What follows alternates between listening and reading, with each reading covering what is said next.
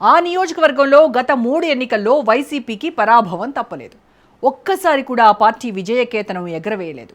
అయితే అదే నియోజకవర్గం నుంచి ఇప్పుడు వైసీపీలోకి వలసలు ప్రారంభమయ్యాయి. కూటమి అధికారంలో ఉన్న ఆ నియోజకవర్గానికి చెందిన ఓ టీడీపీ నేత వైసీపీ కండువా కప్పుకున్నారు. పైగా ఆ నేత మంత్రికి ముఖ్య అనుచరుడు కావడమే ఇప్పుడు రాజకీయంగా చర్చకు దారితీస్తోంది.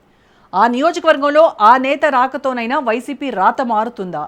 వచ్చే ఎన్నికల్లో అయినా ఫ్యాన్ పార్టీ సత్తా చాటుతుందా? ఇంతకు వైసీపీలో చేరిన నేత ఎవరు? అసలు ఏ నియోజకవర్గంలో గెలుపు కోసం వైసీపీ ఎదురుచూపులు చూస్తోంది? Let's watch.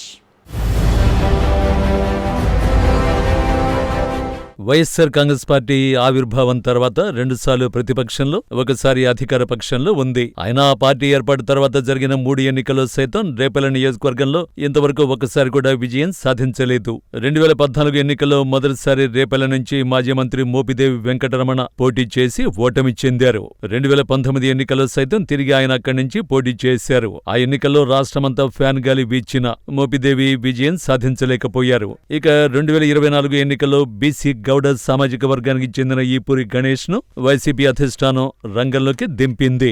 ఫ్యాన్ పార్టీ నుంచి అభ్యర్థి మారినా ఫలితం మాత్రం మారలేదు. గడిచిన 3 ఎన్నికల్లో సైతం అనగానే సత్యప్రసాద్ టీడీపీ నుంచి వరుసగా విజయం సాధిస్తూ హ్యాట్రిక్ కొట్టారు. వరుస ఎన్నికల్లో వైసీపీ ఓటమి తర్వాత ముచ్చటగా 3వ అభ్యర్థిని మార్చింది. ప్రస్తుతం రేపల్లె నియోజకవర్గ వైసీపీ ఇన్ఛార్జిగా పీట నాగమోహన కృష్ణకు బాధ్యతలు అప్పగించారు. మరోవైపు 2024 ఎన్నికల్లో వైసీపీ ఓటమి తర్వాత ఆ పార్టీకి నియోజకవర్గ కీలక నేతలు షాక్ ఇచ్చారు.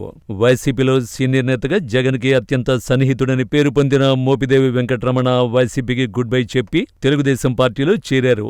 అసలే వరుస ఓటములతో డీలాపడ్డ రేపల్లె నియోజకవర్గంలో మోపిదేవి వెంకటరమణ లాంటి సీనియర్ నేత బయటకు వెళ్లిపోవడం ఆ పార్టీకి మరింత మైనస్ గా మారింది అనే చర్చ కొంతకాలంగా జరుగుతోంది.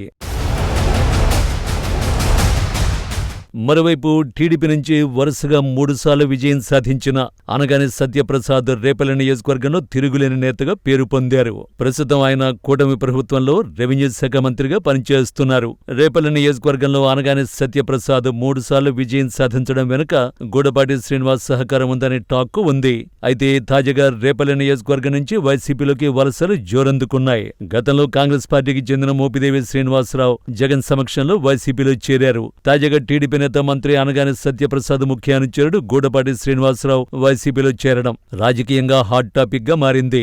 ప్రస్తుతం టీడీపీ అధికారంలో ఉండడంతో పాటు రేపల్లె నియోజకవర్గం నుంచి అనగానే మంత్రిగా బాధ్యతలు నిర్వహిస్తున్నారు. అలాంటి నియోజకవర్గానికి చెందిన టీడీపీ నేత అధికార పార్టీని కాదనుకుని ప్రతిపక్ష వైసీపీలో చేరడమే రాజకీయ వర్గాల్లో ఆసక్తిగా మారింది. టీడీపీలో తనకు ఆత్మగౌరవం దెబ్బతిన్నదని, అందుకే ఆ పార్టీకి రాజీనామా చేసినట్లు శ్రీనివాస్ చెబుతున్నారు. త్వరలో ఇంకా చాలా మంది నేతలు టీడీపీని వీడడం ఖాయమని చెబుతున్నారు. 2014 ఎన్నికలకు ముందు టీడీపీలో చేరిన గూడపాటి శ్రీనివాస్ అనగాని విజయంలో కీలక పాత్ర పోషించారనే టాక్ నియోజకవర్గంలో ఉంది.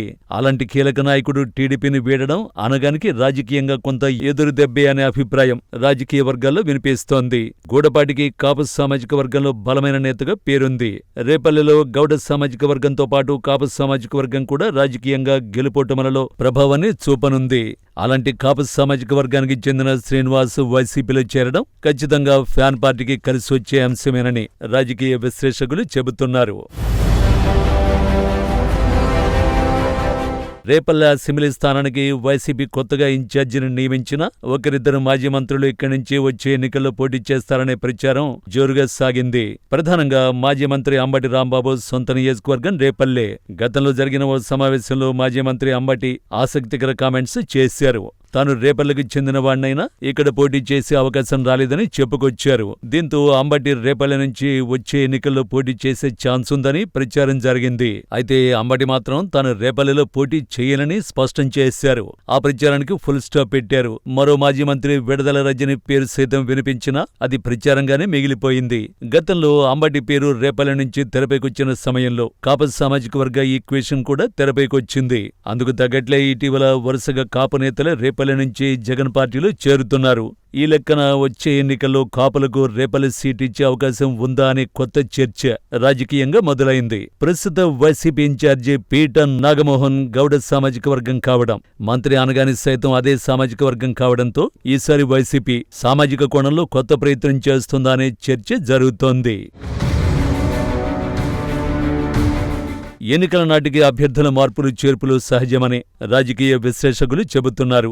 అప్పటి పరిస్థితిని బట్టి ఎవరు పోటీ చేస్తారనేది పార్టీ అధినేత నిర్ణయం తీసుకుంటారని చెప్తున్నారు. గత 3 ఎన్నికల్లో బీసీ సామాజిక వర్గానికి సీటు కేటాయించి చేతులు కాల్చుకున్న జగన్ వచ్చే ఎన్నికల్లో ఇక్కడి నుంచి కాపులను పోటీలోకి దింపినా ఆశ్చర్యం లేదనే అభిప్రాయాన్ని వ్యక్తం చేస్తున్నారు. 2029 ఎన్నికల్లో రేపల్లి నియోజకవర్గంలో వైసీపీ జెండా ఎగరేయడమే లక్ష్యంగా జగన్ పావులు కదుపుతున్నట్లు విశ్లేషిస్తున్నారు. అందులో భాగంగా అక్కడ వలసలను ప్రోత్సహిస్తున్నారు. మొత్తానికి గూడపాటి శ్రీనివాస్ చేరికతో అయిన రేపల్లి నియోజకవర్గంలో వైసీపీ రాత మారుతుందేమో వేచి చూడాలి అంటున్నాయి పార్టీ వర్గాలు.